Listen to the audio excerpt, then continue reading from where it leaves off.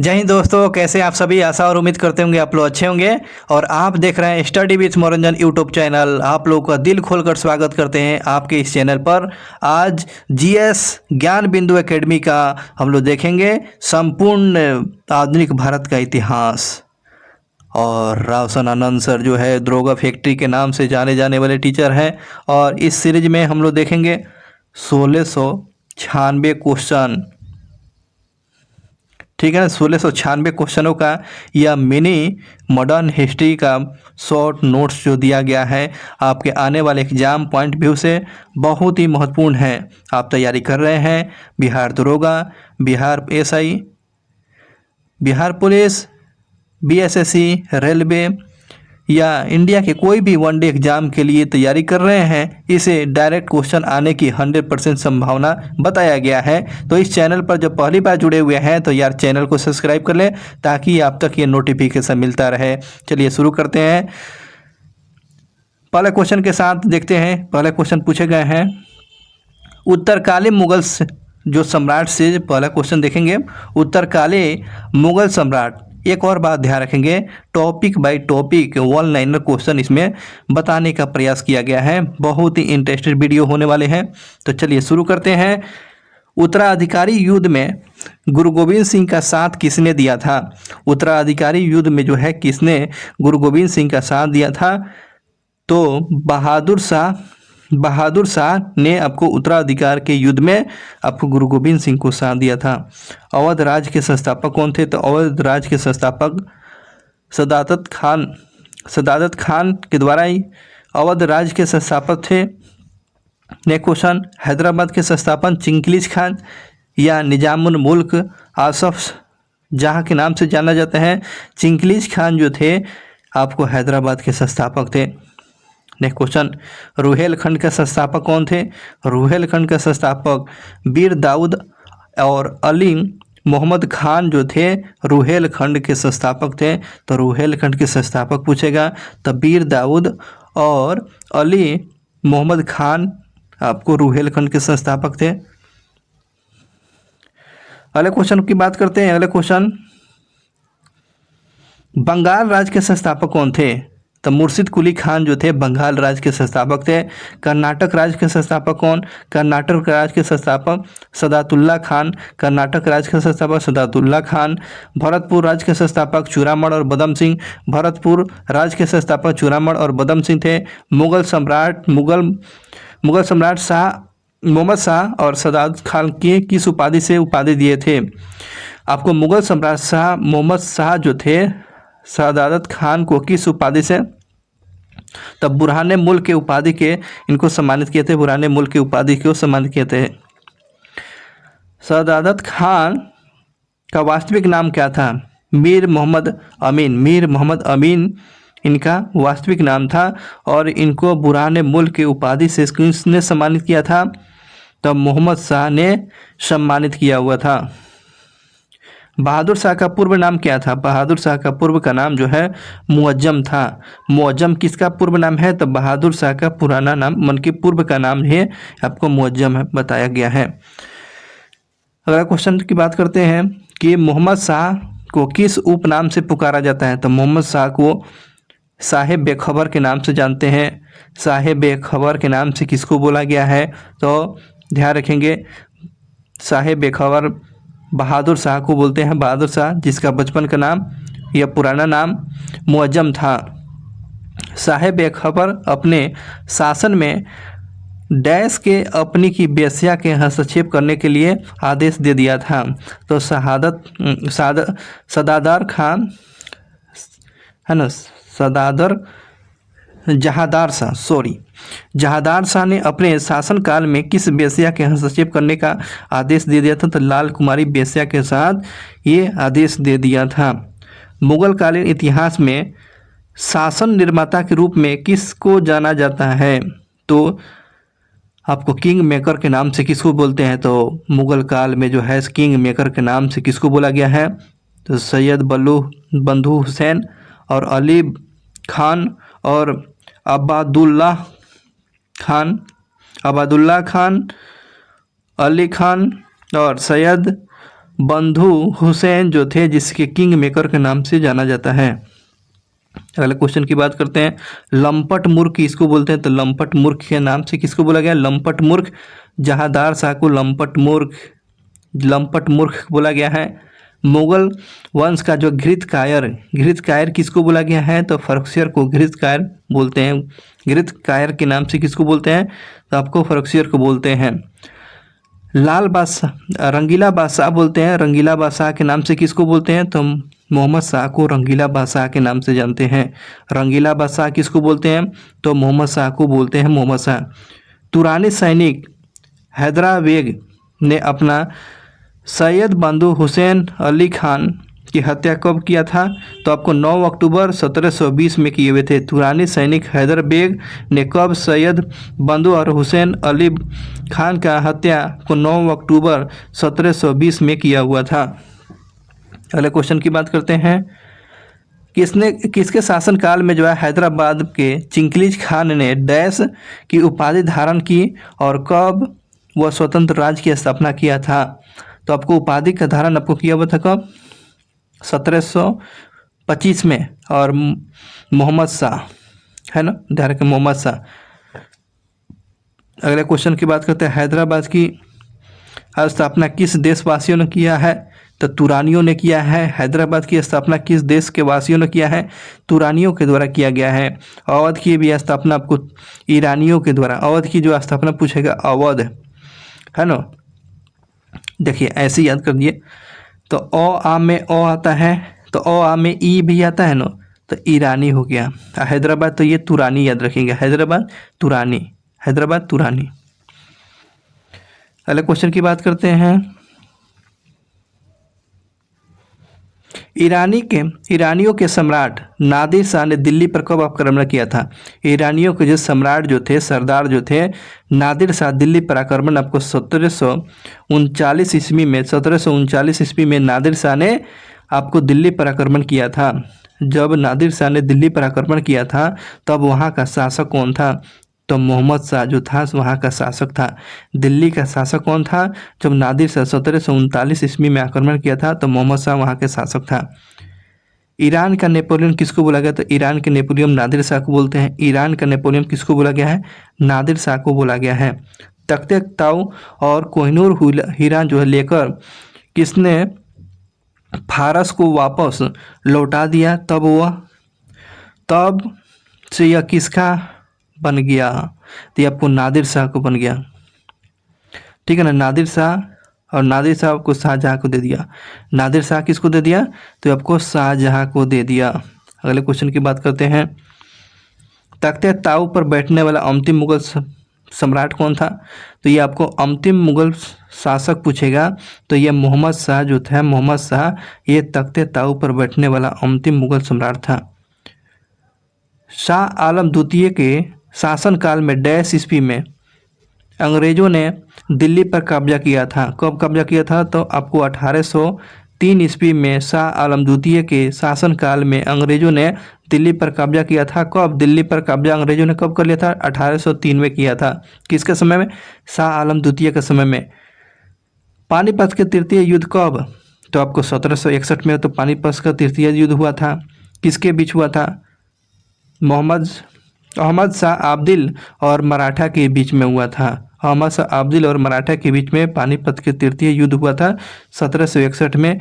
और पानीपत के तृतीय युद्ध में किसकी हार हो गई? तो मराठों की हार हो गई थी, मराठों की हार हुआ था। मोहम्मद शाह आब्दिल का वास्तविक नाम क्या था तथा वह कितनी बार भारत पर आक्रमण किया था? अहमद शाह आब्दिल का नाम, अहमद शाह आब्दिल का वास्तविक नाम क्या है? अहमद खान था और यह भारत पर 8 बार आक्रमण किया हुआ था। शाह आलम द्वितीय का हत्या कब और किसने कराया था? तो शाह आलम द्वितीय का हत्या कब और किसने कराया गया था? कब कराया था? आपको 1806 ईस्वी में गुलाम कादिर ने किया हुआ था। शाह आलम द्वितीय का हत्या आपको गुलाम कादिर ने किया हुआ था। आपको कब? 1806 में किया हुआ था। अंतिम मुगल सम्राट कौन था? तो ये आपको बहादुर शाह द्वितीय जो थे, आपको ध्यान रखेंगे अंतिम मुगल बादशाह था। अगले क्वेश्चन पर चलते हैं, कि जब 1857 की क्रांति बहादुर शाह भाग लिया तब अंग्रेज़ों ने उसे बंदी बनाकर कहाँ भेज दिया था? तो रंगून भेज दिया था, रंगून भेज दिया था आपको। जब 1857 की क्रांति जब हुआ तो बहादुर शाह को बंदी बनाकर कहाँ भेज दिया गया? तो आपको अंग्रेज़ों ने उसको बंदी बनाकर रंगून भेज दिया था। लाल किला में स्थित जो है, लाल किला में हीरा महल है। लाल किला में हीरा महल किसने बनाया था? तो बहादुर शाह जफर ने बनाया था। लाल किला में जो है हीरा महल किसने बनाया था? तो बहादुर शाह जफर ने बनाया था हीरा महल। तो हीरा महल पूछेगा तो कहाँ है? तो लाल किला में। हीरा महल का बनाया तो कौन? तो बहादुर शाह जफर ने बनाया था, बहादुर शाह जफर। जो अंतिम मुगल बादशाह था, आगे बात करते हैं। मिराज गालिब, मिराज गालिब किसके समय में दिल्ली में रहते थे? मिराज गालिब जो है, ये गालिब जो किसके समय में दिल्ली में रहते थे? बहादुर शाह जफर के दरबार में थे। बहादुर शाह जफर के दरबार में मिर्जा गालिब उस समय थे। हयात बख्श बाग लाल किला, हयात बख्श बाग लाल किला कहाँ स्थित है? तो ये आपको कहाँ है? दिल्ली में है। आपको हयात बख्श बाग लाल किला आपको कहाँ देखने को मिलता है? तो दिल्ली में देखने को मिलेगा। अब इम्पोर्टेंट जो है शासनकाल देख लेते हैं। बहादुर शाह का शासनकाल कब से कब तक रहा था? तो 1707 से लेकर 1712 तक ले बहादुर शाह का शासनकाल रहा था। जहांदार शाह का शासनकाल कब से कब? 1712 से लेकर 1713 तक जहांदार शाह का शासनकाल रहा था। फर्रुखसियर का शासनकाल 1713 से लेकर 1719 तक ले फर्रुखसियर का शासनकाल रहा था। मोहम्मद शाह का शासनकाल आपको 1719 से लेकर 1748 तक ले इनका शासनकाल रहा था। अहमद शाह का शासनकाल आपको 1748 से लेकर 1754 तक के लिए आपको अहमद शाह का शासनकाल 1748 से 54 तक। आलमगीर द्वितीय का शासनकाल आपको 1754 से लेकर 1759 ईस्वी, 1754 से 1759 तक ले आपको आलमगीर द्वितीय का शासनकाल। शाह आलम द्वितीय का शासनकाल आपको 1759 से लेकर 1759 से लेकर 1806 तक ले शाह आलम द्वितीय का शासनकाल रहा था। तो इस बात को ध्यान रखेंगे। ये प्रमुख शासनकाल बहादुर शाह हो गया, जहांदार शाह, फर्रुखसियर, मोहम्मद शाह, अहमद शाह अब्दुल, आलमगीर द्वितीय और शाह आलम द्वितीय का समय पीरियड आप लोग देख लीजिए। नेक्स्ट क्वेश्चन पर चलते हैं। अगले क्वेश्चन पूछे गए हैं अकबर द्वितीय का शासनकाल पूछा गया है। तो आपको अकबर द्वितीय का शासनकाल आपको 1806 से लेकर 1837 तक ले अकबर द्वितीय का शासनकाल रहा है। बहादुर शाह जफर का शासनकाल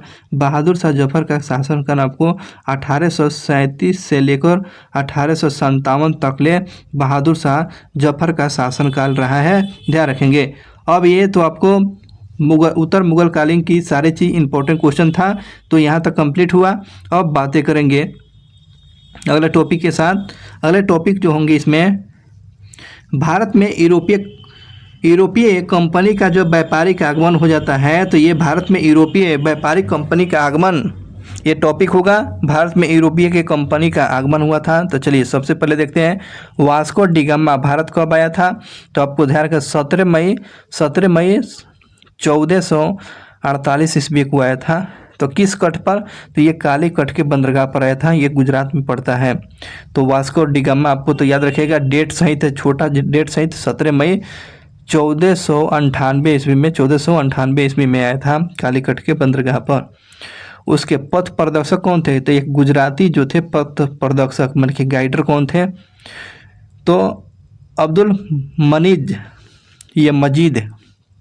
ये नाम आता है, अब्दुल मजीद इनका पथ प्रदर्शक था। अगले क्वेश्चन की चलते हैं। भारत में प्रथम पुर्तगाली वायसराय कौन था, कब आया? तो फ्रांसिसो दी अल्मीडा जो था आपको पुर्तगाली वायसराय के रूप में आया था। और ये ध्यान रखेंगे कब आया था? 1805 में था। 1505 में 1505 ईस्वी में आया था। कब? कौन? Francisco de Almeida. और इस प्रकार भारत में प्रथम पुर्तगाली वायसराय के रूप में बन गया था अल्मीडा 1505 ईस्वी में। भारत में पुर्तगालियों का वायसराय कब तथा किसने बनाया था, तो आगे बात करते हैं। तो 1909 में फ्रांसिसो द अल्बुकर्क भारत में पुर्तगालियों का वायसराय कब और किसको बनाया गया था, तो ये प्रथम बार था, ठीक है। दूसरी बार आया था कौन, 1909 में 1509 में फ्रांसिसो द अल्बुकर्क आया था। किसने 1510 ईस्वी में बीजापुर के यूसुफ आदिल शाह से गोवा को जीत लिया था, तो अल्फांसो द अल्बुकर्क जो था, ये बीजापुर के जो शासक थे यूसुफ आदिल शाह से 1510 ईस्वी में आपको गोवा को जीत लिया था, ध्यान रखेंगे। अगले क्वेश्चन पर चलते हैं। पुर्तगालियों ने अपनी पहली व्यापारिक कोठी कहाँ स्थापित किया था, तो ये कोचीन में किया था। पुर्तगालियों ने अपनी प्रथम व्यापारिक कोठी पूछेगा तो कब खुला था, तो आपको कोचीन में खुला हुआ था। दक्षिण पूर्वी तट पर पुर्तगालियों की एकमात्र बस्ती कौन थी, तो आपको सन थोमे। दक्षिण पूर्वी तट पर तो पुर्तगालियों को एकमात्र बस्ती का नाम क्या था, सन थोमे। पुर्तगालियों के बाद भारत में किसका आगमन हुआ था, तो डच को आगमन हुआ था। ऑप्शन में दे देगा अंग्रेज, नहीं, तो डच आया था, डच। आगे बात करते हैं। भारत का पहला डच यात्री कौन था और कब आया था, कार्नेलियस हाउटमैन आया था। कार्नेलियस हाउटमैन जो आया था 1596 ईस्वी में। कार्नेलियस हाउटमैन जो था, ये आपको डच यात्री था कार्नेलियस हाउटमैन। कब आया था, 1596 ईस्वी में। डचों ने भारत में अपनी प्रथम व्यापारिक कोठी कहाँ लगाया था, तो यह मछलीपट्टनम में लगाया था। डचों ने अपना प्रथम व्यापारिक कोठी पूछेगा तो कहाँ पर, यह मछलीपट्टनम। कब, आपको 1605 ईस्वी में लगाया था। डचों की दूसरी व्यापारिक कोठी कहाँ खोला गया, तो यह पुलिकट में। प्रथम कहाँ खोला गया था, मछलीपट्टनम में 1605 में, और दूसरी पूछेगा तो आपको कालीकट का। डचों की पुलिकट में किस सिक्का की ढलाई किया जाता था, तो डच जो थे पुलिकट में किस सिक्का का ढलाई करते थे, तो ये स्वर्ण सिक्का का ढलाई करते थे, जिसे ब्लैक पैगोडा कहा गया। नेक्स्ट क्वेश्चन पर चलते हैं। डचों ने भारत में अंतिम रूप से पतन कब बताया था, 1759 ईस्वी में भारत में डचों का अंतिम रूप से खत्म हो जाता है। और ये बेदरा का युद्ध जो था, बेदरा के युद्ध में डचों की हार जाता है 1759 ईस्वी में। बेदरा का युद्ध कब हुआ था, 1759 ईस्वी में हुआ था। और इस प्रकार भारत में डचों का अंतिम रूप से खत्म हो जाता है। 31 दिसंबर 1600 ईस्वी में इंग्लैंड की किस रानी ने ईस्ट इंडिया कंपनी की अधिकार पत्र दिया था, तो ध्यान रखेंगे। तो उसमें जो थे इंग्लैंड की रानी जो थे ईस्ट इंडिया कंपनी को अधिकार पत्र दिया हुआ था, एलिजाबेथ प्रथम जो थी इंग्लैंड के जो थी रानी थी, और ईस्ट इंडिया कंपनी को 31 दिसंबर 1600 में अधिकार पत्र दिया था, मान्यता दिया था। ईस्ट इंडिया कंपनी में कितने साझेदार थे और वह पहला गवर्नर कौन था, तो 217 साझेदार, और टॉमस स्मिथ जो था ये पहला गवर्नर था, याद हुआ। आगे बढ़ते हैं। मुगल दरबार में आने वाला प्रथम अंग्रेज कौन था, तो मुगल दरबार में आने वाला प्रथम अंग्रेज पूछेगा तो कैप्टन हॉकिंस आया था। मुगल दरबार में आने वाला प्रथम अंग्रेज पूछेगा तो कैप्टन हॉकिंस आया था। नेक्स्ट क्वेश्चन की बात करते हैं। जेम्स प्रथम के राजदूत के रूप में अप्रैल 1609 ईस्वी में जहांगीर के दरबार में कौन आया था, तो कैप्टन हॉकिंस आया था। तो कैप्टन हॉकिंस जो था अप्रैल 1609 ईस्वी में जो किसके शासनकाल में आपको आया हुआ था, कैप्टन हॉकिंस किसके दरबार में पहुंचा था, तो जहांगीर के दरबार में पहुंचा हुआ था। जहांगीर के दरबार में कैप्टन हॉकिंस पहुंचा हुआ था 1609 ईस्वी में, अप्रैल मंथ में आया था। भारत आने वाला प्रथम अंग्रेजी जहाज क्या था, रेड ड्रैगन जो है भारत में आने वाला प्रथम अंग्रेजी जहाज है। 1611 ईस्वी में दक्षिणी पूर्वी समुद्री तट पर सर्वप्रथम अंग्रेजों ने किस किस जगह पर जो है व्यापारिक कुटी स्थापित किया था? तो 1611 में ईस्वी में तो ये आपको अंग्रेजों ने किस जगह पर व्यापारिक कुटी स्थापित किया था? तो मछलीपट्टनम में स्थापित किया था, लेकिन ये असफल था और असफल रहा था। जहांगीर ने कब अंग्रेजों को सूरत में थॉमस एडवर्ड्स के अधीन जो है व्यापारिक कुटी खोलने का अधिकार दे दिया था? तो आपको 1613 ईस्वी में जहांगीर ने सूरत में व्यापारिक कोठी जो है खोलने का आदेश दे दिया था। नेक्स्ट क्वेश्चन की बात करते हैं। व्यापारिक कोठी खोलने की इजाज़त आपको कब मिला? 1613 में मिल जाता है। अंग्रेजों ने पश्चिमी तट पर सूरत में कब व्यापारिक कोठी स्थापित किया था? पश्चिमी तट पर जो है अंग्रेजों ने सूरत में व्यापारिक कोठी कब स्थापित किया था? बोलिए। तो कब किया था? 1613 ईस्वी में किया था। आगे बात करते हैं कि अंग्रेजों ने पहली बार सूरत में कब व्यापारिक कोठी स्थापित किया था? 1608 ईस्वी में किया था। तो अंग्रेजों ने पहली बार सूरत में व्यापारिक कोठी खोला हुआ था, प्रयास किया हुआ था। ये प्रयास किया हुआ था तो 1608 में किया था, लेकिन मान्यता के तौर पर 1613 में इसकी मान्यता मिल जाती है जहांगीर के द्वारा। कब तथा किसने सम्राट जेम्स वन को अपना राजदूत बनाकर मुगल सम्राट जहांगीर के दरबार में भेजा गया था? तो टॉमस रो। तो ये आपको ध्यान रखें, हॉकिंस भी आया हुआ था किसके दरबार में? तो जहांगीर के दरबार में। टॉमस रो भी आया था जहांगीर के दरबार में। टॉमस रो आपको 1615 में आया था। एक क्वेश्चन में, तो टॉमस रो भारत में कब तक पहुंचा हुआ था? तो आपको कब पहुंचा हुआ था?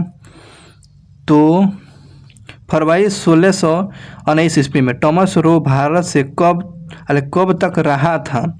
आया हुआ था 1615 में आया था टॉमस रो, लेकिन भारत में कब तक रहा है? तो ये आपको ध्यान रखेंगे, फरवरी 1619 तक रहा है। फरवरी 1619 तक टॉमस रो रहा है।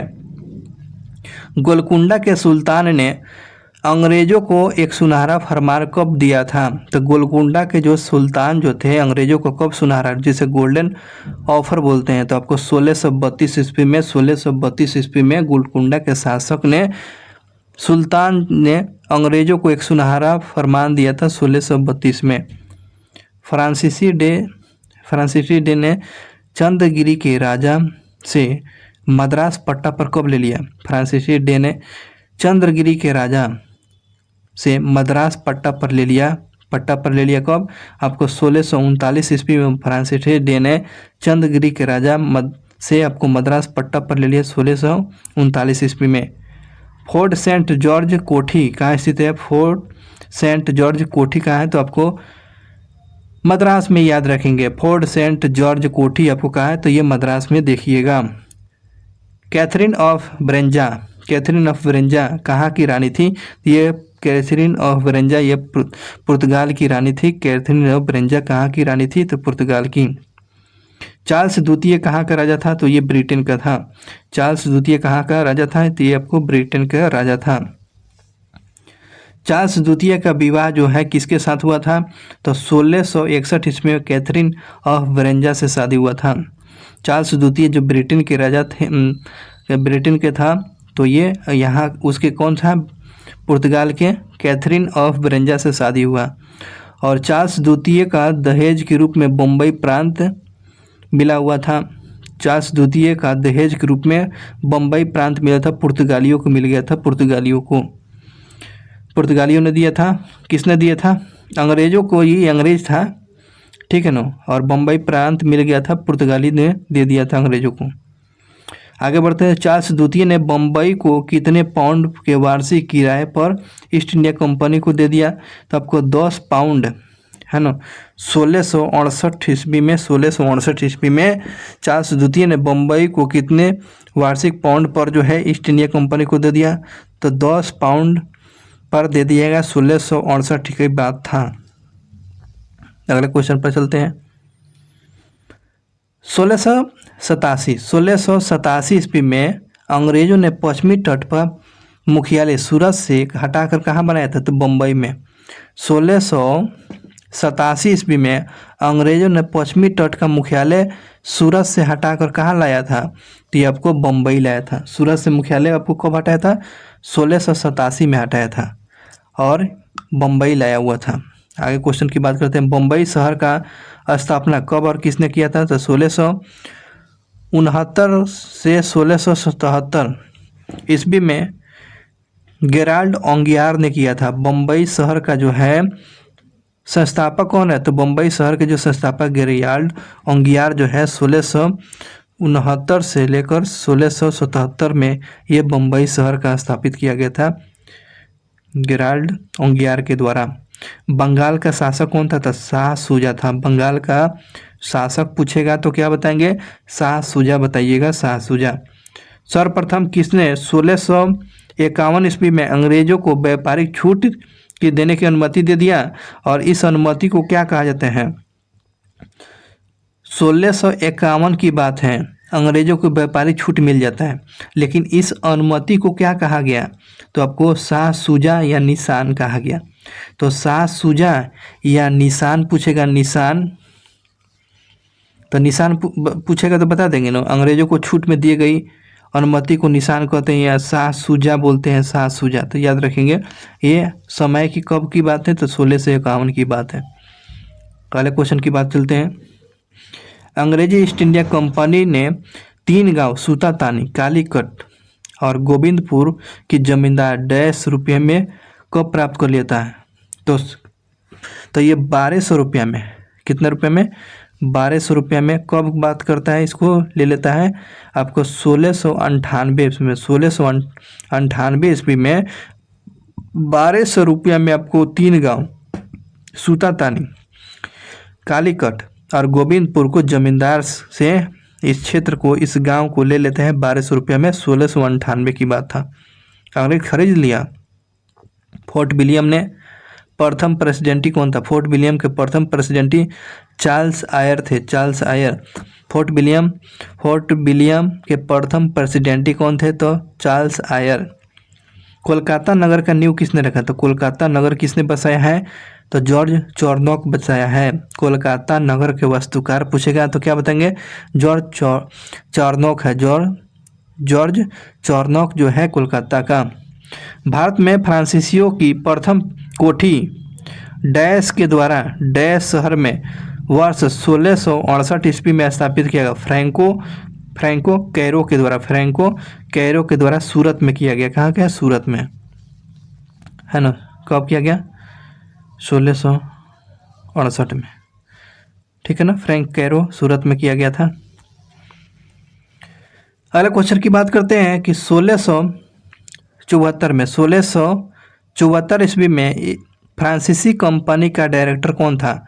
1664 ईस्वी में फ्रांसीसी कंपनी का डायरेक्टर कौन था? फ्रैंक्विक्स मार्टिन था। ये मार्टिन जो था 1674 ईस्वी में फ्रांसीसी कंपनी का डायरेक्टर मार्टिन था, मार्टिन।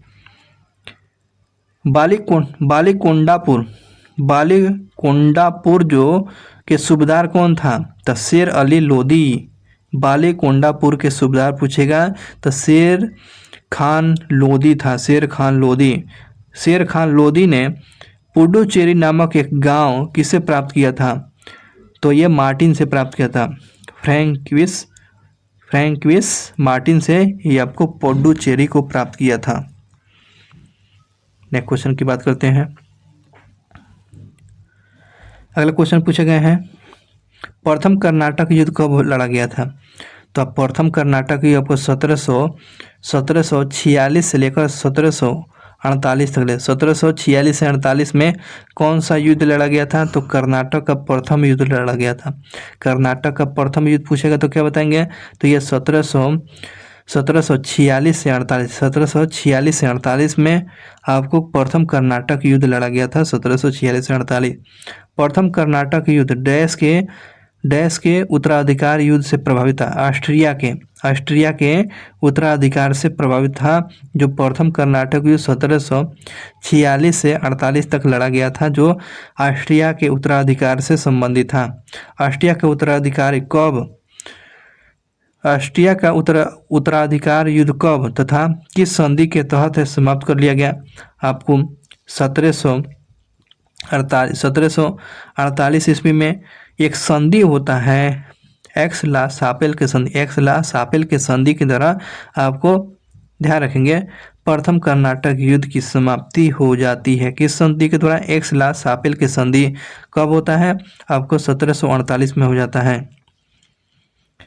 द्वितीय कर्नाटक युद्ध कब हुआ था? तो 1749 से लेकर 1754 तक ले आपको कर्नाटक का द्वितीय युद्ध कब हुआ था? द्वितीय कर्नाटक युद्ध 1749 से लेकर 1754 तक ले हुआ था।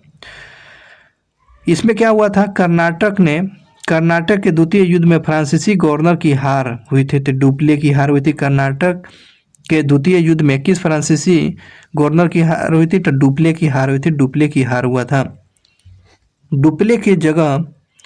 डुप्ले के हार होने के बाद जो है भारत का अगला फ्रांसीसी गवर्नर कौन बना था? गुडेहू आया था। डुप्ले के हारने के बाद भारत में अगला फ्रांसीसी गवर्नर कौन बन गया था? तो गुडेहू आया था। डुप्ले तो हार गया था, गुडेहू आया था। पुडुचेरी की संधि कब हुआ था? तो जनवरी आपको 1755 में पुडुचेरी की संधि जनवरी 1755 में हुआ था, पुडुचेरी की संधि। कर्नाटक का तीसरा युद्ध कब हुआ था? तो आपको कर्नाटक का तीसरा युद्ध आपको 1756 से लेकर 1763 तक ले। 1756 से 63 कौन सा युद्ध? कर्नाटक का तृतीय युद्ध लड़ा गया था। कर्नाटक का तीसरा युद्ध किस संधि के तहत खत्म होता है? तो ये पेरिस के संधि के द्वारा खत्म होता है। पेरिस के संधि के द्वारा कौन सा युद्ध की समाप्ति? तो ये कर्नाटक का तृतीय युद्ध की समाप्ति होता है। तो कर्नाटक का तृतीय युद्ध को 1756 से लेकर 1763 तक ले कर्नाटक युद्ध हुआ था, जो पेरिस संधि के द्वारा खत्म हुआ।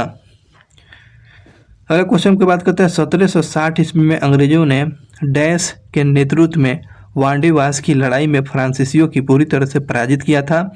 तो सर आयरकुट के नेतृत्व में फ्रांसीसियों की बुरी तरह से हार हुआ था।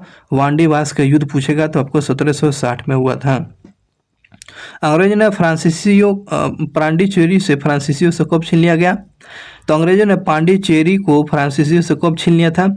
तो 1761 में आपको अंग्रेजों ने पांडिचेरी को जो है फ्रांसीसियों से छीन लिया था। पेरिस की संधि आपको कब होता है? 1763 में हुआ था, है ना। कर्नाटक का तृतीय युद्ध समाप्त होता है तो पेरिस की संधि के द्वारा 1763 में।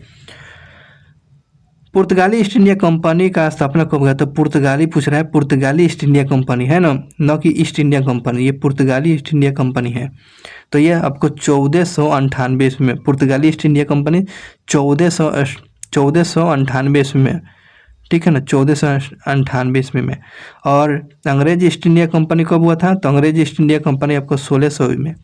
पुर्तगाली ईस्ट इंडिया कब पूछेगा तो कब पूछेगा? तो आपको 1498 में। अंग्रेजी ईस्ट इंडिया कंपनी 1600 में। अब बातें करते हैं डच ईस्ट इंडिया कंपनी पूछेगा तो ये डच ईस्ट इंडिया कंपनी कब हुआ था? तो 1602 में। डेनिश ईस्ट इंडिया कंपनी कब आया था? तो आपको 1616 में। डेनिश 1616 में। फ्रांसीसी ईस्ट इंडिया कंपनी 1664 में। स्वीडिश ईस्ट इंडिया कंपनी 1731 में। तो ये सब याद हो गया। चलिए एक बार और याद कीजिए।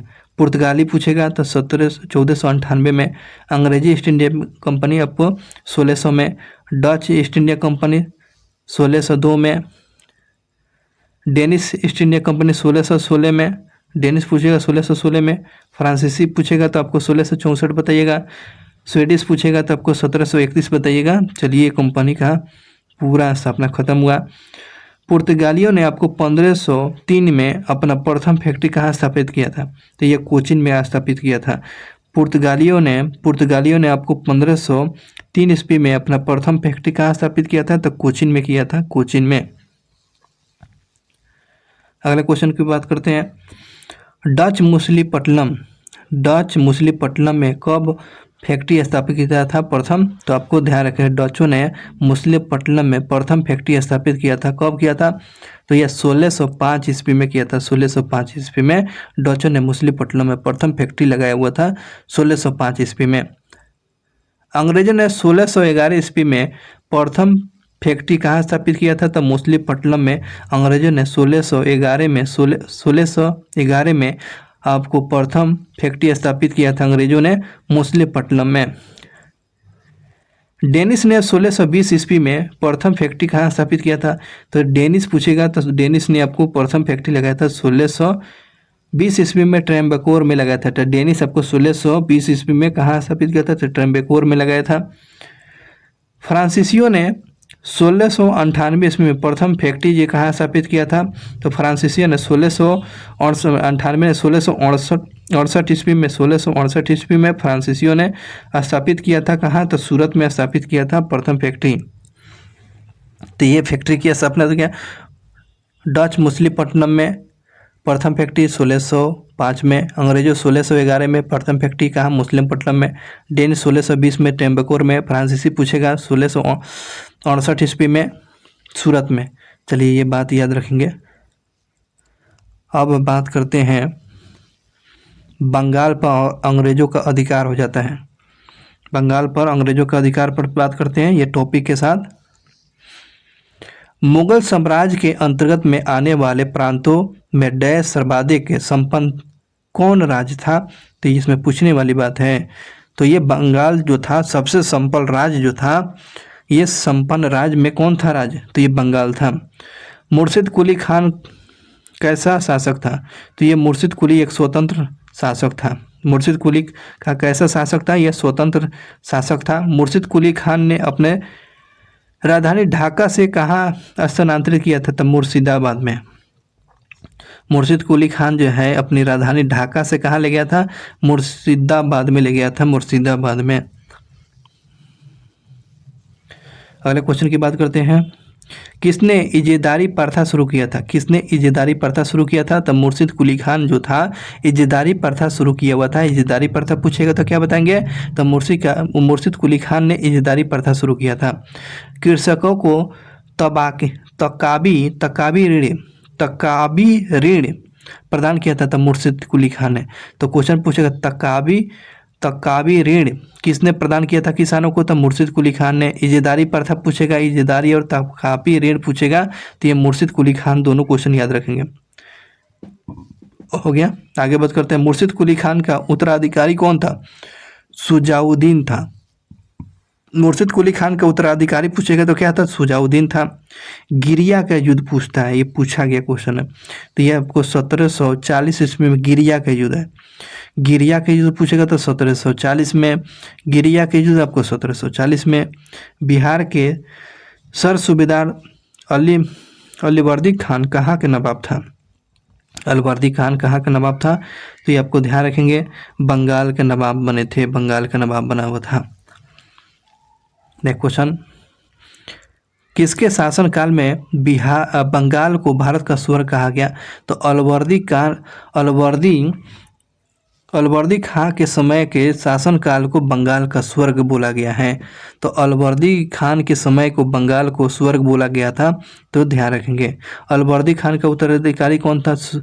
सिराजुद्दौला था। सिराजुद्दौला जो किसका उत्तराधिकार था आपको? अलीवर्दी खान का। अलीवर्दी खान के समय जो है बंगाल को स्वर्ग कहा जाता था। सिराजुद्दौला किसका दामाद था? तो अलीवर्दी खान का। सिराजुद्दौला किसका दामाद था? तो ध्यान रखेंगे, सिराजुद्दौला पूछेगा तो किसका दामाद था? तो अलीवर्दी खान का दामाद था। काल कोठरी त्रासदी जिसे ब्लैक होल ट्रेजेडी की घटना आपको कब हुआ था? 20 जून आपको 1756 में हुआ था। तो 20 जून 1756 में ब्लैक होल की घटना हुआ था। सुजाउद्दौला के द्वारा जो घटित ब्लैक होल की घटना किस अंग्रेज अधिकारी का दिमाग का उपज बताया था? तो आपको जेड हॉलवेल का। सुजाउद्दौला के द्वारा जो घटित है ब्लैक होल की घटना कब हुआ था? तो 20 जून 1756 में ब्लैक होल की घटना हुआ था। किसके समय? सुजाउदौला के द्वारा जो घटा गया था, माने कि इस घटना को अंजाम दिया गया था सुजाउदौला के द्वारा। तो इस घटना पर जो है किसका दिमाग का उपज बताया गया था? जेड हॉलवेल का ये दिमाग का उपज बताया गया है। अगले क्वेश्चन पर चलते हैं। प्लासी का युद्ध जो है कब? तो ये आपको 1757 में। और किसके बीच में हुआ था? तो डेट सहित याद रखेंगे, रॉबर्ट क्लाई और सिराजदौला के बीच में हुआ था। रॉबर्ट क्लाई और सिराजदौला के बीच में आपको ध्यान रखेंगे ये हुआ था प्लासी की युद्ध। डेट याद कीजिए तो 23 जून। कब हुआ था? 23 जून 1757 को हुआ था। अगला क्वेश्चन की बात करें, प्लासी के युद्ध में सिराजदौला अपने किस सेनापति के कारण पराजित हुआ था? तो ये आपको मीर जाफर के चलते जो है आपको सिराजदौला अपने ही सेनापति के चलते हार हो गया था। मीर जाफर को अंग्रेजों ने कहाँ का नवाब बनाया था? मीर जाफर जो था वो जो सिराजदौला का सेनापति था, जो अंग्रेजों से जाकर मिल गया, और अंग्रेज जो मीर जाफर को कहाँ का नवाब बना देता है? तो ये बंगाल का नवाब बना देता है। प्लासी किस नदी के किनारे है? तो प्लासी ये भागीरथी के किनारे है। प्लासी पूछेगा किस नदी के किनारे है? तो ये भागीरथी के किनारे है। मीर मदान किस युद्ध में मारा गया था? मीर मदान जो है किस युद्ध में मारा गया? तो प्लासी के युद्ध में मीर मदान मारा गया था। किस युद्ध में मीर मदान मारा गया था? तो प्लासी के युद्ध में मीर मदान मारा गया था। अगले क्वेश्चन की बात करते हैं। मीर जाफर ने अंग्रेजों को कब हटाकर उसके दमाब मीर कासिम को बंगाल का नवाब बनाया था? तो सबको 1761 में बनाया था। 1760 ईस्वी में मीर जाफर को अंग्रेजों ने हटाकर उसके दमाब मीर कासिम को बंगाल का नवाब बनाया था 1760 में। मीर कासिम ने अपनी राजधानी मुर्शिदाबाद से हटाकर कहाँ लाया था? तो मुर्शिदाबाद से मुर्शिदाबाद से कहाँ ला गया? तो यह मीर कासिम जो था ये आपको मुर्शिदाबाद से राजधानी हटाकर कहाँ लाया? तो मुंगेर लाया था। बंगाल की राजधानी क्रमशः कैसे? तो आपको ढाका थी, उसके बाद मुर्शिदाबाद, उसके बाद मुंगेर। तो मुंगेर कौन लाया था? तो ध्यान रखेंगे मीर कासिम। आगे बढ़ते हैं। बक्सर का युद्ध कब लड़ा गया था? 1764 में लड़ा गया था। बक्सर के युद्ध में किसकी जीत हुए थे? तो अंग्रेजों की जीत हुआ था। हेक्टर मुनरो उसका सेनानायक था। तो बक्सर के युद्ध 1764 में है। अंग्रेजों के सेनानायक हेक्टर मुनरो था। मुर्शिद कुली खान का शासनकाल कब से कब तक ले रहा था? तो 1713 से लेकर 1727 तक ले मुर्शिद कुली खान का शासनकाल रहा था। सुजाउद्दीन का शासनकाल पूछा। सुजाउद्दीन का शासनकाल आपको 1727 से 1739 ईस्वी तक ले सुजाउद्दीन का शासनकाल रहा था। चलिए जितने भी शासनकाल वाला बात है इन सारी चीज़ को कवर करते हैं। चलिए सुजाउद्दीन का शासनकाल पूछेगा तो 1727 से 39 तक ले 1727 से 39 तक ले सुजाउद्दीन का शासनकाल। मीर जाफर खान का शासनकाल 1739 से 40, 1739 से 40। अलवर्दी खान का 40 याद करते हैं। 1740 से 56, 1740 से 56 किसका? तो अलवर्दी खान का। सिराजदौला का शासनकाल कब से? तो 1756 से 57, 1756 से 57 तक सिराजदौला का। मीर जाफर का शासनकाल जो है 1757 से 60, 1757 से 60 तक मीर जाफर था। मीर जाफर मीर कासिम पूछेगा। मीर कासिम का तो 60 से 63, 1760 से 63 तक ले था। मीर जाफर का शासनकाल आपको 1763 से 56, 1763 से 65 तक ले 1763 से 65 तक ले मीर जाफर का शासनकाल रहा था। उसके बाद निजामुद्दौला का शासनकाल आपको 1765 से 66। सब ये बंगाल का नवाब बने हुए थे लोग। आगे बढ़ते हैं। सैफुद्दौला का शासनकाल आपको 1766 से 70, 1766 से 70 तक ले सैफुद्दौला का शासनकाल रहा था। मुबारकुद्दौला का शासनकाल 1770 से 75 तक ले 1770 से 75 तक ले मुबारकुद्दौला का शासनकाल रहा था। तो ये प्रमुख जो है बंगाल के शासक हुआ करते थे, तो ध्यान रखेंगे। आगे बढ़ते हैं। पूरा टॉपिक कंप्लीट हो गया। अब जो संबंध रहा है अंग्रेजों का मैसूर के साथ, बंगाल के बाद अब मैसूर का संबंध देखेंगे। मैसूर के संबंध में 1761 ईस्वी में हैदर अली कहाँ का शासक बना? तो मैसूर का शासक बना। तो 1761 ईस्वी में हैदर अली कहाँ का शासक था? तो ये मैसूर का शासक था। हैदर अली की मृत्यु कब और किस युद्ध के दौरान हुआ था? तो आपको 1782 ईस्वी में हुआ था। तो द्वितीय आंग्ल मैसूर युद्ध के समय में आपको 1782 ईस्वी में हैदर अली की मृत्यु हुआ था। किस युद्ध में? तो आपको द्वितीय आंग्ल मैसूर युद्ध में 1782 में इसकी मृत्यु हो गया। हैदर अली के उत्तराधिकारी और उसका पुत्र हुआ कौन? तो आपको टीपू सुल्तान हुआ। हैदर अली का उत्तराधिकारी और उसका पुत्र जो है टीपू सुल्तान हुआ। नेक्स्ट क्वेश्चन की बात करते हैं। अगला क्वेश्चन 1787 ईस्वी में टीपू सुल्तान की राजधानी कहाँ थी और उसने अपनी राजधानी में किसकी उपाधि धारण किया था? तो ये आपको ध्यान रखेंगे। तो ये श्रीरंगपट्टनम था। टीपू सुल्तान की राजधानी कहाँ था? श्रीरंगपट्टनम था। और किस उपाधि से ये पद धारण किया था? बादशाह की उपाधि से टीपू सुल्तान अपने पद पर बैठा हुआ था, उपाधि धारण किया। किसने श्रीरंगपट्टनम में स्वतंत्र नामक वृक्ष लगवाया था? स्वतंत्र नामक वृक्ष कौन लगाया था? आपको टीपू सुल्तान लगाया था आपको श्रीरंगपट्टनम में। टीपू सुल्तान किस क्लब का सदस्य था? जैकोबिन क्लब का ये टीपू सुल्तान ये सदस्य था। प्रथम आंग्ल मैसूर युद्ध कब हुआ था? प्रथम आंग्ल मैसूर युद्ध पूछेगा तो प्रथम आंग्ल मैसूर युद्ध कब हुआ था? तो 1767 से 69 में आपको प्रथम आंग्ल मैसूर युद्ध की लड़ाई हुआ था। चलिए, प्रथम आंग्ल मैसूर युद्ध पूछेगा तो क्या बताएंगे? तो प्रथम आंग्ल मैसूर युद्ध आपको 1767 से 69 में प्रथम आंग्ल मैसूर युद्ध हुआ था। द्वितीय आंग्ल मैसूर युद्ध के समय द्वितीय आंग्ल मैसूर युद्ध कब हुआ था? चलिए इसको याद कर दीजिए। तो 1780 से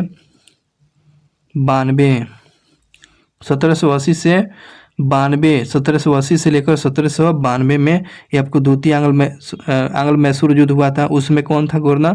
भारतीय गवर्नर? तो वारेन हेस्टिंग्स था। वारेन हेस्टिंग के समय कौन सा युद्ध? द्वितीय आंग्ल मैसूर युद्ध हुआ था। कब हुआ था? तो 1780 से 92 में द्वितीय आंग्ल मैसूर युद्ध हुआ। आंग्ल मैसूर युद्ध हुआ था। उस समय कौन था? वायसराय गवर्नर कौन था? वारेन हेस्टिंग था। चलिए नेक्स्ट क्वेश्चन की बात करते हैं। तृतीय आंग्ल मैसूर युद्ध कब हुआ था और उस समय भारत का गवर्नर कौन था? तो 1790 से 92 में ये द्वितीय आंग्ल मैसूर युद्ध हुआ था। और उस समय भारत का गवर्नर कौन हुआ करता था? तो कर्नवालिस के समय में तृतीय हुआ था और हेस्टिंग के समय में द्वितीय हुआ था। इस बात को ध्यान रखेंगे। चौथा आंग्ल मैसूर युद्ध कब हुआ था? तो ये आपको ध्यान रखेंगे 1799 में, और इसमें टीपू सुल्तान की मृत्यु हो जाती है। चलिए इसमें बात करते हैं। चौथा आंग्ल मैसूर युद्ध हुआ था 1799 में, और उस समय भारत का गवर्नर कौन हुआ था? तो लॉर्ड वेलेस्ली था। तो ये ध्यान रखेंगे। चौथा में कौन था जी? लॉर्ड वेलेस्ली था। तृतीय में कौन था जी? आपको कर्नवालिस था। और द्वितीय में कौन था जी? वारेन हेस्टिंग था। हो गया, आगे बढ़ते हैं। अगला क्वेश्चन की बात करते हैं। टीपू सुल्तान के राजसी झंडे में किसका तस्वीर था? तो सर था। शेर न होगा यार, शेर। किसका था? शेर था। टीपू सुल्तान के झंडे में किसका तस्वीर था? प्रथम आंग्ल मैसूर युद्ध जो कब हुआ था? और प्रथम आंग्ल मैसूर युद्ध होता है 1769 में। किस संधि के तहत हुआ था? तो मद्रास के संधि के। प्रथम आंग्ल मैसूर युद्ध 69 में हुआ था किस संधि के द्वारा? तो मद्रास संधि के द्वारा, मद्रास संधि के द्वारा। द्वितीय आंग्ल मैसूर युद्ध आपको 1764 में किस संधि के तहत हुआ? तो मंगलूर के संधि। द्वितीय आंग्ल मैसूर युद्ध किस संधि के द्वारा? तो ये आपको मंगलूर के संधि। प्रथम पूछेगा तो मद्रास की संधि। प्रथम आंग्ल मैसूर युद्ध आपको 1769 में और द्वितीय आंग्ल मैसूर युद्ध आपको 1784 में। ठीक है। तृतीय आंग्ल मैसूर युद्ध आपको 1792 में, 1792 में तृतीय आंग्ल मैसूर युद्ध पूछेगा तो 1792 में।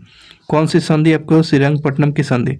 देख रहे हैं ना, एक एक बेहतरीन क्वेश्चन जो डाउट कंप्लीट होता है, जो डाउट हमेशा रहता है, पूरा डाउट कंप्लीट कर दिया गया है। सारा एक एक बात आपको पॉइंट करके बता दिया गया है ताकि आप रिवीजन कर सकें।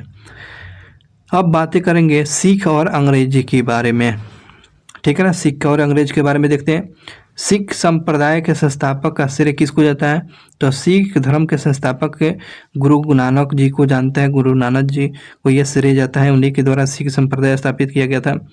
गुरु नानक के अनुयायी क्या कहा जाता है? सिख है। गुरु नानक के अनुयायी को सिख कहा गया। गुरु नानक किस बादशाह के समकालीन थे? गुरु नानक किस बादशाह के समकालीन थे? तो बाबर और हुमायूं के समय में, है ना। बाबर और हुमायूं के समय में गुरु नानक थे। तो गुरु नानक जो किसके समकालीन थे? तो बाबर और हुमायूं के समय में थे। गुरु नानक के आध्यात्मिक पुनर्जीवन का आभास कब हुआ और किस पूर्णिमा, मतलब कि पूर्णिमा के दिन हुआ था? किस पूर्णिमा के दिन? 1496 ईस्वी में, 1496 ईस्वी में कार्तिक पूर्णिमा के दिन आपको गुरु नानक जी को जो है ज्ञान की प्राप्ति हुआ था। 1496 ईस्वी में गुरु नानक जी को आध्यात्मिक और ज्ञान की प्राप्ति आपको कार्तिक पूर्णिमा को हुआ था। अगर क्वेश्चन बताएं, गुरु का लंगर नामक जो निःशुल्क सहभागी भोजनालय की स्थापना किसने किया? तो गुरु नानक ने किया था। ये लंगर व्यवस्था जो चलता है किसके द्वारा शुरू किया गया है? तो ये गुरु नानक जी के द्वारा शुरू किया गया। गुरु नानक की मृत्यु आपको 1538 ईस्वी में कहाँ हुआ था? करतारपुर में हुआ था। गुरु नानक जी का मृत्यु आपको 1538 ईस्वी में, 1538 ईस्वी में गुरु नानक जी की मृत्यु कहाँ हुआ था? करतारपुर में हुआ था। सिखों के दूसरे गुरु कौन थे जी? तो गुरु अंगद थे। सिखों के दूसरे गुरु कौन हो जाते हैं? तो गुरु अंगद होते हैं। लाहना नमक जो है, लाहना किसने प्रसिद्ध किया? तो लाहना जो है किसका प्रारंभिक नाम था? अच्छा, लाहना जो है किसका प्रारंभिक नाम था, शुरुआती नाम था? तो गुरु अंगद का। गुरु अंगद ये दूसरा गुरु थे जिसका बचपन का नाम लाहना था। लाहना पूछेगा किसका नाम? तो गुरु अंगद का। गुरु अंगद कौन से? दूसरे गुरु अंगद के दूसरे गुरु थे। गुरुमुखी लिपि का प्रारंभ किसने? तो गुरु अंगद ने किया था। चलिए, गुरु अंगद के बारे में, दूसरे गुरु थे, लाहना के नाम से जानते हैं। गुरुमुखी लिपि का प्रारंभ गुरु अंगद ने शुरू किया है। गुरु अंगद ने कब तक ले सिखों के दूसरे गुरु के रूप में रहे थे? आपको कब तक ले रहे थे? तो 1539 से 54 तक, 1539 से 52 तक ले, 1539 से 52 तक ले आपको ये द्वितीय गुरु रहे थे, गुरु अंगद। नेक्स्ट क्वेश्चन की बात करते हैं। सिखों के तीसरे गुरु कौन होते हैं? सिखों के तीसरे गुरु हो जाते हैं अमरदास हो जाते हैं, अमरदास। तो तीसरा में तीसरा में क्या होता है? तीसरे में 3 गो लेटर, तो 3 याद रखेंगे।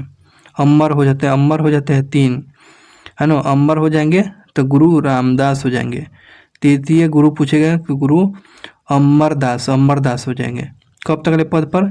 तो आपको 1552 से लेकर 1574 तक ले थे। 1552 से लेकर 74 तक ले ये गुरु अमरदास तृतीय गुरु के रूप में रहे थे। लवन पद्धति, है ना, लवन पद्धति अमरदास। और लाहना किसका नाम था? अंगद का। लाहना अंगद का। और लवन पद्धति किसने शुरू था? तो लवन पद्धति अमरदास।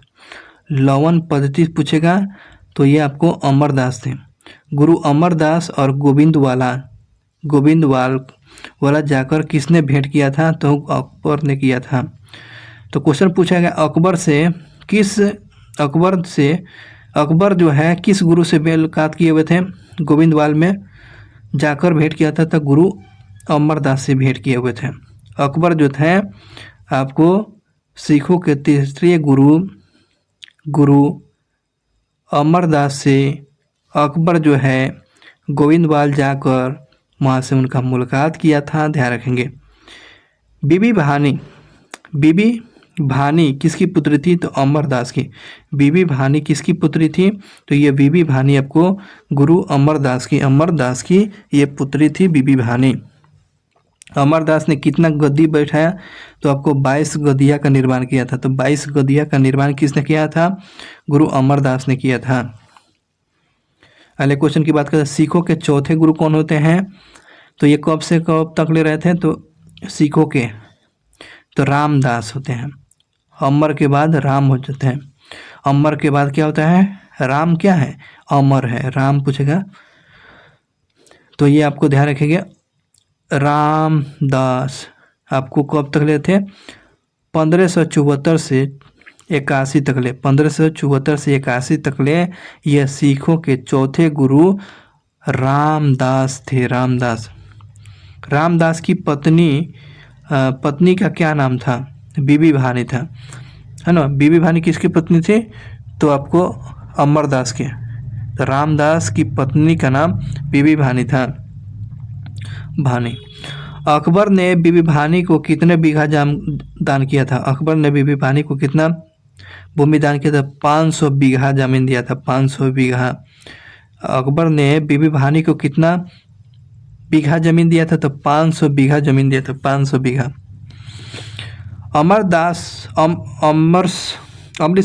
बात करते हैं अमृतसर जलाशय का निर्माण और अमृतसर नगर की स्थापना किसने किया था? ये आपको अमरदास ने किया था, ठीक है ना। अमृतसर नामक जलाशय का निर्माण और अमृतसर का नगर का किसने बसाया था? तो ध्यान रखिएगा अमरदास नहीं, रामदास होगा ना, रामदास, ठीक है ना, याद रखेंगे इसको। अमृतसर जलाशय और अमृतसर का नगर की स्थापना किसने किया? तो रामदास ने किया है। चलिए, रामदास के तीसरे पुत्र का नाम क्या है? तो रामदास के तीसरे पुत्र जो अर्जुन थे, रामदास जो थे तीसरे पुत्र कौन थे? तो अर्जुन थे। सिखों के 5वें गुरु पूछेगा तो सिखों के 5वें गुरु तो गुरु अर्जुन देव को अब तक ले थे आपको 1581 से लेकर 1606 तक ले इस पद पर थे, काम किए हुए थे। 5वें गुरु आपको याद हो गया, तो गुरु अर्जुन थे। गुरु अर्जुन। आदि ग्रंथ के रचनाकार कौन थे? तो गुरु अर्जुन। आदि ग्रंथ के रचनाकार कौन है? तो गुरु अर्जुन। आदि ग्रंथ पूछेगा तो गुरु अर्जुन। अर्जुन ने अमृतसर जलाशय के माध्यम से डैश का निर्माण कराया था? हरमंदर साहब का निर्माण कराया था। हरमंदर साहब जो देखेंगे पंजाब में, तो ये आपको अमृतसर जलाशय के बीच में गुरु अर्जुन ने आपको ये हरमंदर साहब का निर्माण किया था। हरमंदर साहब का। गुरु अर्जुन की हत्या कब और किसने करा दिया था? तो आपको 1606 में जहांगीर ने करा दिया। जहांगीर ने हत्या करा दिया। गुरु अर्जुन देव का हत्या करा दिया। चलिए आगे बात करते हैं। सिखों के छठे गुरु कौन बन जाते हैं? तो आपको हरगोविंद। 1606 से 1645 तक ले हरगोविंद ये आपको सिखों के छठे गुरु हैं। हरगोविंद छठे गुरु बनते हैं। सिखों के सैन्य संगठन किसने बनाया था? तो हरगोविंद ने बनाया था। सिखों का सैन्य संगठन का नेतृत्व बनाया, उसका संगठन बनाया किसने? तो हरगोविंद ने बनाया था। हरगोविंद जो छठे गुरु थे। आगे बढ़ते हैं अगले क्वेश्चन पर। हरगोविंद कितने तलवार बांध कर गद्दी पर बैठता था? हरगोविंद जो जब बैठते थे तो कितने तलवार बांध कर गद्दी पर बैठते थे? तो 2 तलवार में, एक दाहिने एक बाएं तलवार बांधकर बैठते थे। हरगोविंद की बात करते हैं जिसने सैन्य संगठन का निर्माण किया था। हरगोविंद 2 तलवार बांध कर बैठते थे। अमृतसर का किलाबंदी किसने किया था? हरगोविंद ने कराया था। अमृतसर का किलाबंदी पूछेगा किसने किया था? तो हरगोविंद ने कराया था। तो छठे गुरु हैं। सिखों के 7वें गुरु कौन बनते हैं? तो सिखों के 7वें गुरु आपको हर हर राय जो थे हर राय जो थे ये आपको सिखों के 7वें गुरु आपको 1745 से 61 में 61 तक ले या 7वें गुरु के रूप में हर राय जो थे सिखों के 7वें गुरु बनते हैं। आगे बात करते हैं दारा सिखों से मिलने पर किसने आशीर्वाद दिया था। दारा सिखों को मिलने पर आपको आशीर्वाद दिया था हर राय, ठीक है ना। दारा सिखों को मिल आने पर आशीर्वाद दिया था आपको हर राय ने। आगे बढ़ते हैं सिखों के 8वें गुरु कौन थे। तो आपको सिखों के 8वें गुरु आपके हरकिशन सिख के जो 8वें गुरु पूछेगा तो हरकिशन जो है कब तक ले थे 1661 से 64 तक ले ये 8वें गुरु रहते हैं। कौन हरकिशन 8वें गुरु है, हरकिशन 8वें गुरु हैं। हरकिशन की मृत्यु किस रोग के चलते हुआ था। चेचक बीमारी के चलते। ये क्वेश्चन पूछना है किस गुरु की मृत्यु चेचक से हुआ था। तो ये आपको ध्यान रखें हरकिशन। तो हरकिशन कौन से क्रम के गुरु थे। तो ये आपको 8वें क्रम के 8वें गुरु थे जिसके चेचक के चलते मृत्यु हुआ था। हरकिशन दिल्ली जाकर गुरुपद के बारे में किसको समझाया था। तो आपको गुरुपद के बारे में किसको समझाया था हरकिशन। तो ये औरंगजेब को समझाया था। बहुत ही अच्छा क्वेश्चन है। हरकिशन जो है दिल्ली जाकर गुरुपद के बारे में जानकारी किसने समझाया था, किस शासक को। तो आपको औरंगजेब को समझाया था। कौन हरकिशन ने समझाया था। नेक्स्ट क्वेश्चन की बात करते हैं सिखों के 9वें गुरु कौन थे। तो आपको 9वें गुरु आपको तेग बहादुर आपको 1664 से 75 तक ले ये आपको 9वें गुरु के रूप में थे। तो 9वें गुरु कौन हो गए। तो गुरु तेग बहादुर। औरंगजेब के कहने पर इस्लाम नहीं स्वीकार करना, है ना। औरंगजेब के कहने पर इस्लाम नहीं स्वीकार करने पर के कारण शीशगंज में गुरुद्वारा के निकट जो है गुरु को मरवा दिया था, गुरु तेग बहादुर को, है ना। इस्लाम नहीं स्वीकार करने के चलते औरंगजेब ने किस गुरु को मरवा दिया था। गुरु तेग बहादुर को मरवा दिया था। गुरु तेग बहादुर ये 9वें गुरु थे। आगे बढ़ते हैं सिखों के 10वें गुरु और अंतिम गुरु कौन है। तो ये सिखों के 10वें और अंतिम गुरु जो है गुरु गोविंद सिंह जो है आपको ध्यान रखेंगे। ये कब तक ले रहे थे 1675 से 1708 तक ले ये आपको गुरु के पद पर काम किए थे। तो सिखों के 10वें और अंतिम गुरु पूछेगा तो गुरु गोविंद सिंह बताइएगा। चलिए आगे को बात करते हैं इनका जन्म कहाँ हुआ था। गुरु गोविंद सिंह का जन्म आपको 1666 ईस्वी में। गुरु गोविंद सिंह का जन्म आपको 1666 ईस्वी में कहाँ हुआ था। पटना में हुआ था, पटना में। गुरु गोविंद सिंह ने अपने आप को क्या कहा, सच्चा बादशाह का। सच्चा बादशाह के नाम से किसको बोला जाता है। तो ये गुरु गोविंद सिंह को बोला जाता है सच्चा बादशाह। ये पादशाह है, पदशाह बोलते हैं, सच्चा पदशाह गुरु गोविंद सिंह को बोलते हैं। किसने सिखों के लिए 5 कगार अनिवार्य किया था। तो गुरु गोविंद सिंह ने अनिवार्य किया था। 5 कगार का अनिवार्य कौन किया था। ये गुरु गोविंद सिंह ने अनिवार्य किया था। अब बात करते हैं सिख धर्म के लोगों के नाम में अंत में सिंह, है ना, सिंह जोड़ने के लिए अनुमति दिया था। और कौर, महिलाओं में कौर, ठीक है ना, कौर नाम जोड़ने के लिए बात बोला था गुरु गोविंद सिंह ने। पुरुषों के नाम में आपको सिंह और महिलाओं में कौर नाम जोड़ने के लिए बोला था गुरु गोविंद सिंह। गुरु गोविंद सिंह के निवास स्थल कहाँ है और कार्यस्थली। तो ध्यान रखेंगे निवास स्थल। चलिए अब बात करते हैं निवास स्थल कहाँ है। आनंदपुर साहिब में निवास स्थल कहाँ है गुरु गोविंद सिंह का। आपको निवास स्थल आपको आनंदपुर में है, आनंदपुर साहिब में। और कार्यस्थली कहाँ है। तो कार्यस्थली पावोता, ये हिमाचल प्रदेश में, हिमाचल प्रदेश। पावोता कार्यस्थली कहाँ है। तो आपको हिमाचल प्रदेश बोले पावोता। आगे बढ़ते हैं अगले क्वेश्चन की तरफ। गुरु गोविंद सिंह ने जाफरनामा किस भाषा में लिखा था। जाफरनामा आपको फारसी भाषा में। गुरु गोविंद सिंह ने जाफरनामा किस भाषा में। तो ये आपको फारसी भाषा में लिखा है। तो जाफरनामा किसने लिखा है। तो ये गुरु गोविंद सिंह ने लिखा है। किस भाषा में, फारसी भाषा में लिखा है। गुरु गोविंद सिंह के 2 पुत्र फतेह सिंह और जोरावर सिंह।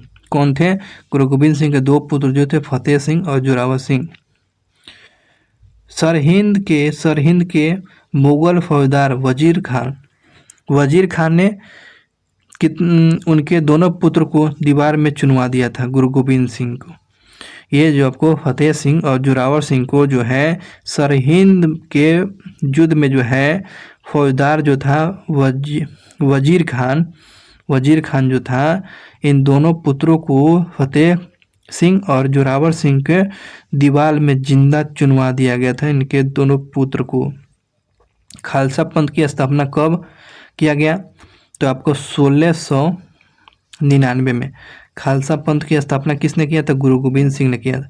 खालसा पंथ की स्थापना 1699 में किसने किया? तो गुरु गोविंद सिंह ने किया है, ध्यान रखेंगे। अगले क्वेश्चन में पाहुल प्रणाली की शुरुआत किसने किया था? गुरु गोविंद सिंह ने किया है। पाहुल प्रणाली गुरु गोविंद सिंह ने शुरू किया है। सिखों के धार्मिक ग्रंथ का नाम क्या था? आदि ग्रंथ है। सिखों के धार्मिक ग्रंथ का नाम क्या था? आदि ग्रंथ है। गुरु गोविंद सिंह की हत्या कब और किस स्थान पर होता है? तो आपको 1708 ईस्वी में नांदेड़ नामक जगह पर आपको गुरु गोविंद सिंह की हत्या हो जाता है, आपको 1708 ईस्वी में। गुरु गोविंद सिंह का हत्या किसने किया था? गुल खान ने किया था। गुल खान नामक एक पठान ने किया था। गुरु गोविंद सिंह की हत्या आपको 1708 में नांदेड़ में किसने हत्या किया? आपको गुल खान ने किया था, गुल खान नामक पठान। अगले की बात करते हैं। बंदा बहादुर का जन्म कब और पुंछ जिले के किस गांव में हुआ था? राजौरी में हुआ था, राजौरी में। बंदा बहादुर जो है पुंछ डिस्ट्रिक्ट में राजौरी में हुआ था, आपको कहा। तो आपको 1670 में बंदा बहादुर का जन्म हुआ था। बंदा बहादुर का बचपन का नाम क्या है? बंदा बहादुर का बचपन का लक्ष्मण दास था। लक्ष्मण दास किसका नाम था बचपन का? तो बंदा बहादुर का बचपन का नाम लक्ष्मण दास है, लक्ष्मण दास। बंदा बहादुर का पिता का नाम क्या है? तो रामदेव भारद्वाज किसके बाप का नाम है? किसके पिता का नाम है? तो बंदा बहादुर के पिता का नाम रामदेव भारद्वाज है। बंदा बहादुर का उद्देश्य जो पंजाब में डैश राज स्थापित करना चाहता था, तो सिख राज स्थापित करना चाहता था पंजाब में जो है। बंदा बहादुर जो है सिख राज स्थापित करना चाहता था पंजाब में। गुरनानक और गुरु गोविंद सिंह नाम से सिक्का किसने चलाया था? तो ये बंदा बहादुर है। गुरु नानक और गुरु गोविंद नामक जो है सिक्का किसने चलाया था? तो ये बंदा बहादुर ने चलाया हुआ था। सरहिंद के मुगल फौजदार वजीर खान की हत्या किसने किया था? बंदा बहादुर ने कर दिया। वाह, क्या बात है। सरहिंद में मुगल फौजदार जो था वजीर खान की हत्या किसने? तो बंदा बहादुर ने कर दिया।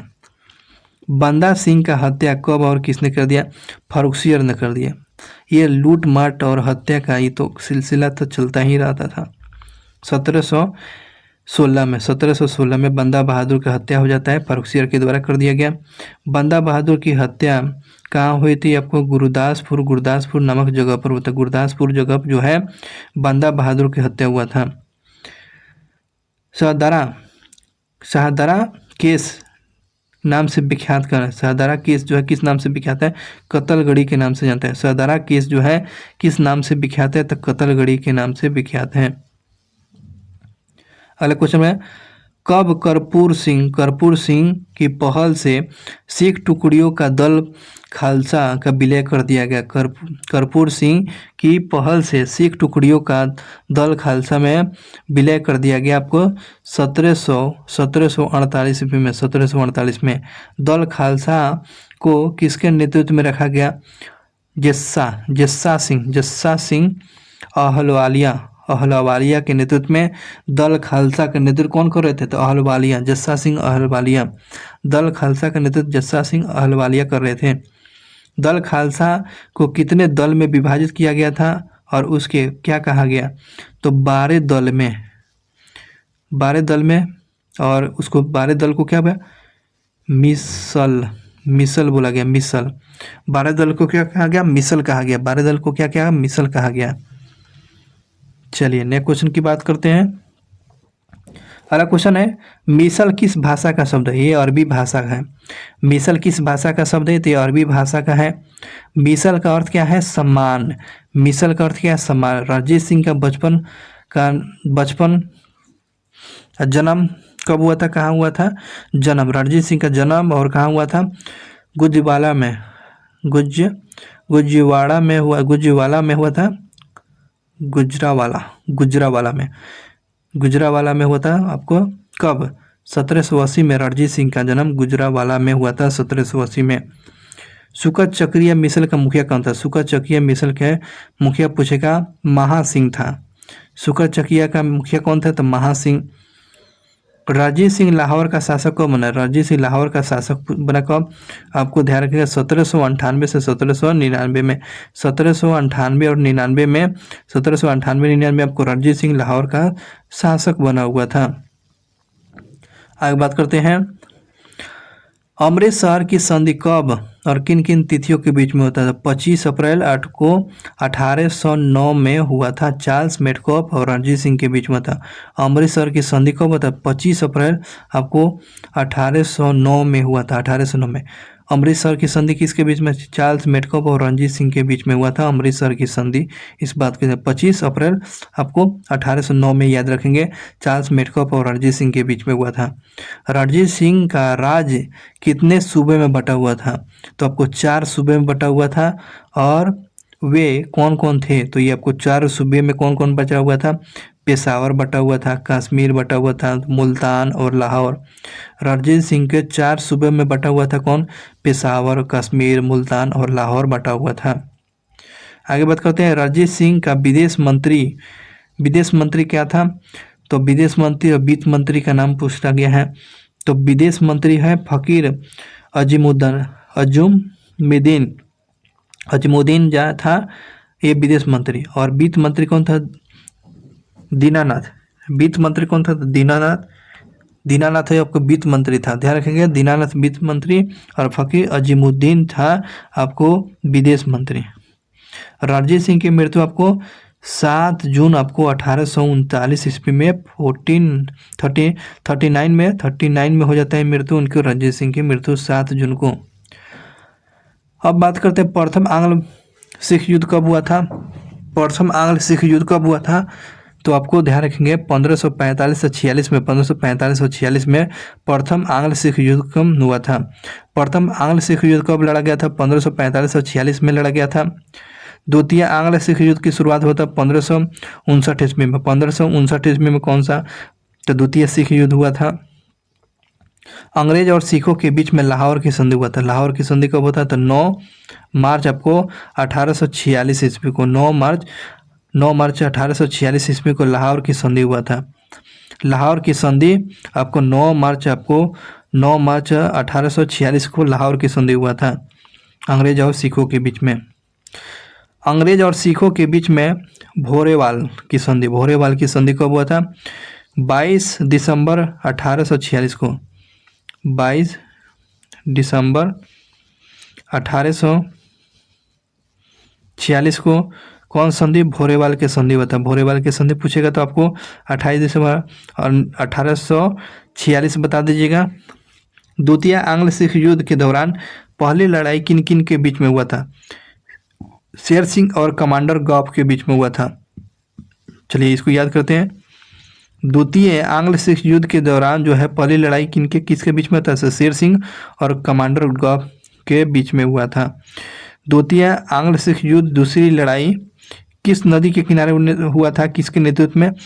द्वितीय जो लड़ाई लड़ा गया था द्वितीय सिख युद्ध चेनाब नदी के तट पर आपको किसके नेतृत्व में? चार्ल्स नेपोलियन के नेतृत्व में आपको द्वितीय आंग्ल सिख युद्ध की लड़ाई लड़ा गया था। किस नदी के किनारे? तो चेनाब नदी के किनारे लड़ा गया था।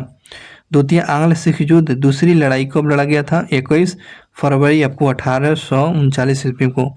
21 फरवरी 1839 ईस्वी को द्वितीय आंग्ल सिख युद्ध लड़ा गया था। आगे क्वेश्चन की बात करते हैं। पंजाब का विलय अंग्रेज राज में कब और किस विलय के तहत किया था? किसने किया था विलय?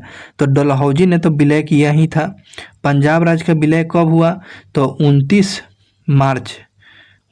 मार्च आपको 1849 ईस्वी में पंजाब राज्य जो था अंग्रेजी राज में मिल गया, अंग्रेजी राज में मिला लिया गया। कब मिला लिया गया? 29 मार्च 1539 ईस्वी में 29 मार्च 1539 ईस्वी में पंजाब राज्य का विलय कर लिया। कौन? लॉर्ड डलहौजी ने कर लिया था, लॉर्ड डलहौजी। सिख राज्य का प्रसिद्ध हीरा कौन? कोहिनूर हीरा को महारानी विक्टोरिया को किसने भेजा था? तो लॉर्ड डलहौजी ने भेजा हुआ था। सिख राज्य का प्रसिद्ध जो हीरा है कोहिनूर हीरा, और महारानी विक्टोरिया को किसने भेजा था? तो लॉर्ड डलहौजी ने भेजा हुआ था। ठीक है ना।